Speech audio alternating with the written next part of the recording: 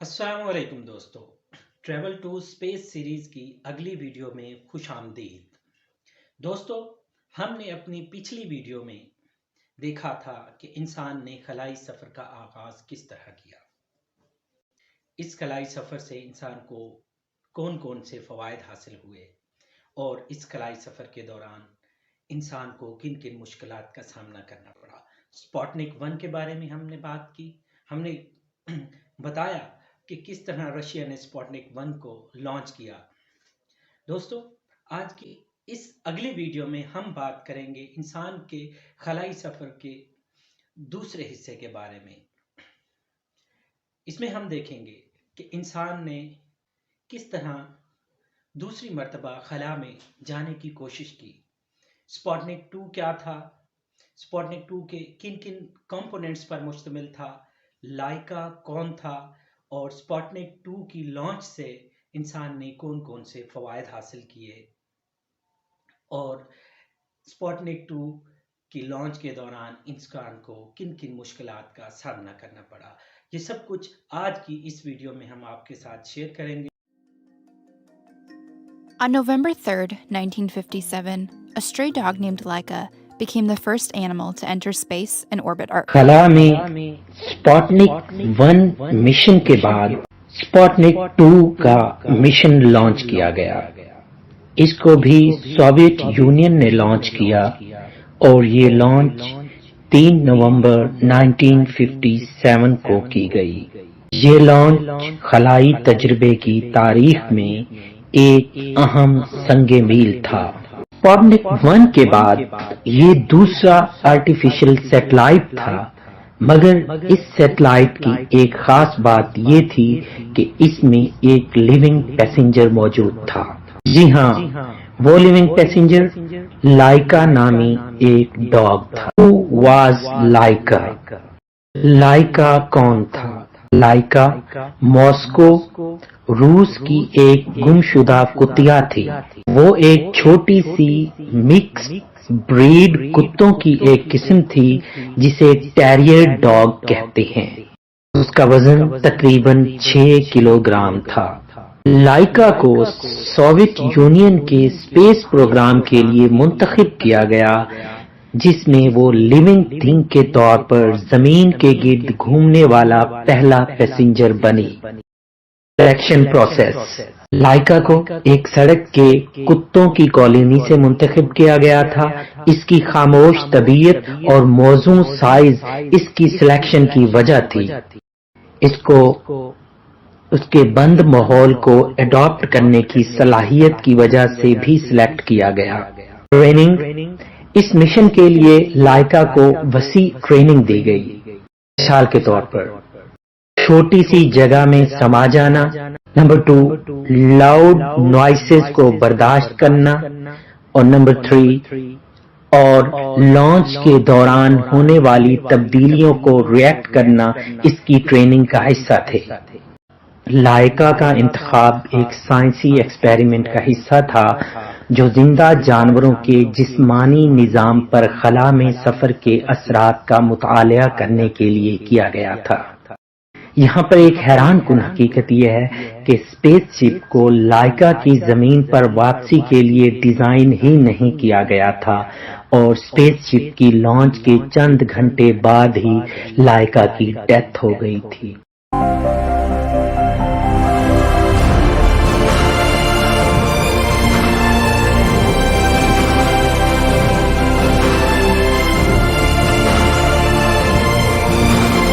جو کہ space craft کے تھرمل سسٹم میں فیلئر کی وجہ سے ہوئی۔ لائکا کی لیگیسی کو زندہ جانوروں کو خلا میں بھیجنے اور ان پر خلائی اثرات جانچنے کے طور پر ہمیشہ یاد رکھا جائے گا۔ Public reaction. لائکا کا مشن دنیا بھر میں توجہ پانے لگا۔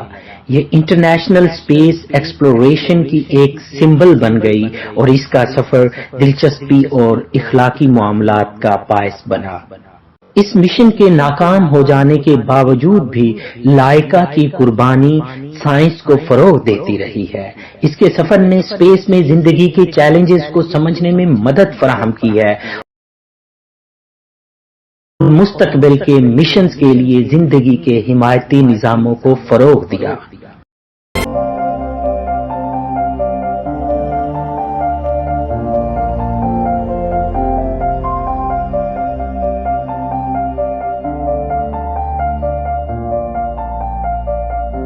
اسپوٹنک 2۔ اسپوٹنک 2 ایک اسپیس کرافٹ تھا جسے سوویت یونین نے 3 نومبر 1957 کو لانچ کیا۔ یہ اسپوٹنک 1 سے زیادہ کمپلیکس اور سائز میں بڑا تھا۔ اس کا وزن تقریباً 1120 کلو گرام تھا۔ Shape and design.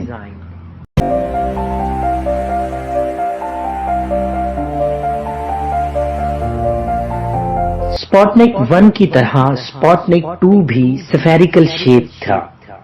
یہ ایک کمپریسڈ کمپارٹمنٹ پر مشتمل تھا جس میں سائنٹیفک انسٹرومنٹس اور مشینری موجود تھی اور لائکا کو بھی اس کمپارٹمنٹ میں رکھا گیا۔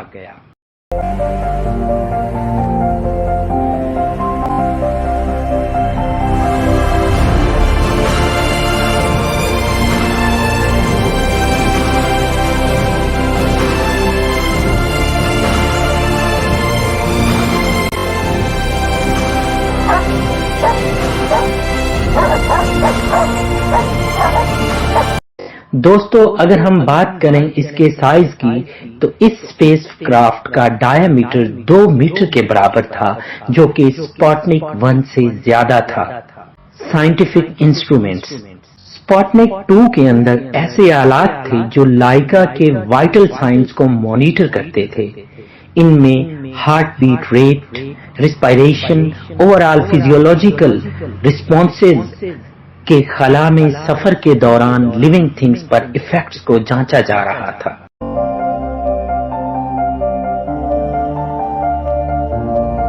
اسپیس کرافٹ میں کیبن کے اندر کے ٹیمپریچر کو کنٹرول کرنے کے لیے تھرمل کنٹرول سسٹم نصب کیا گیا تھا، جو کہ ان لکیلی فیل ہو گیا اور لائکا کی ڈیتھ کا سبب بنا۔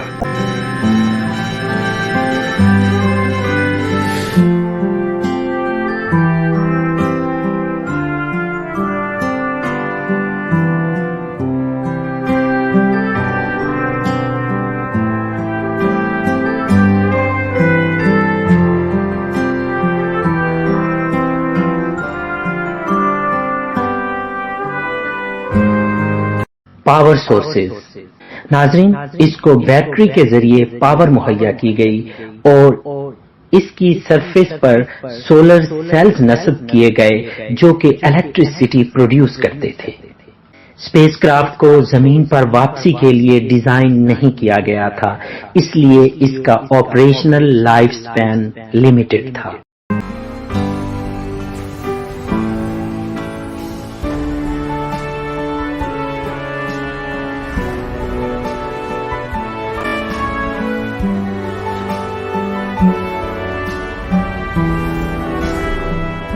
اسپوٹنک 2 کا مین مقصد لیونگ تھنگ کو زمین کے آربٹ میں سائنٹیفک ریسرچ کے لیے بھیجنا تھا۔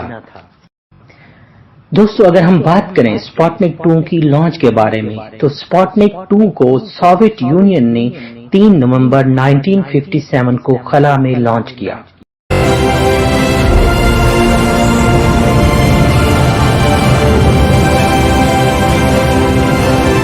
یہ قزاقستان کے بیکنور کاسموڈروم سے R7 راکٹ کے ذریعے لانچ کیا گیا۔ لانچ کے بعد اسپوٹنک 2 کامیابی سے زمین کے آربٹ میں داخل ہو گیا اور لیونگ تھنگ کو اسپیس لے جانے والا پہلا اسپیس کرافٹ بن گیا۔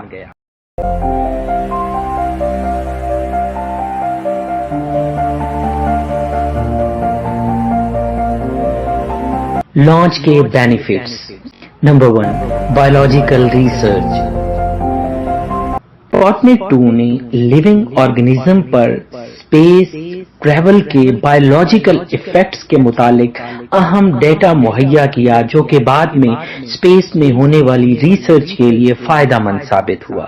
Number 2، technological advancement. اس مشن نے اسپیس کرافٹ ٹیکنالوجی کی ایڈوانسمنٹ میں کنٹریبیوٹ کیا، جس میں لیونگ پیسنجرز کے لائف سپورٹ سسٹم کے انسٹرومنٹ شامل ہیں۔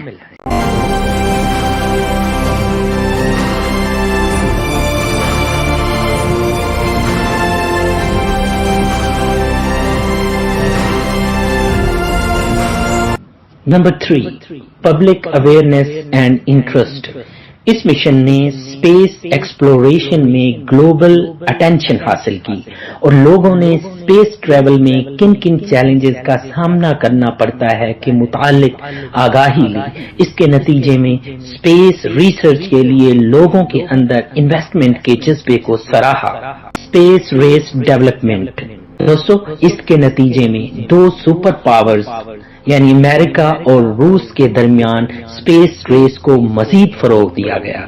Foundation for manned space flight. کیونکہ اسپوٹنک 2 ایک ان مینڈ اسپیس مشن تھا، اس مشن سے حاصل کردہ ڈیٹا نے مستقبل کے انسانی خلا میں سفر کے لیے بنیادیں فراہم کی۔ یہ مشن خلا میں انسانی سفر کے لیے ضروری سسٹمز یعنی سیفٹی پریکاشنز کی ڈیولپمنٹ کے لیے اہم ثابت ہوا۔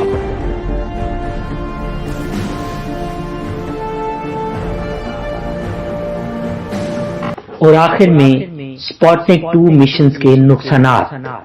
دوستو، جانوروں کو خلائی تجربات میں شامل کرنے سے جانوروں کی حفاظت کے اخلاقی مسائل پیدا ہوئے۔ مینجمنٹ کی بے حسی کی وجہ سے لائکا کتیا کی موت واقع ہوئی، جو کہ دنیا بھر میں تنقید کا نشانہ بنی۔ دوستو، یہ تھی ہماری آج کی ویڈیو۔ اگلی ویڈیو میں ہم خلا میں ٹریول کے تیسرے مشنز کے بارے میں بات کریں گے۔ تب تک کے لیے اللہ حافظ۔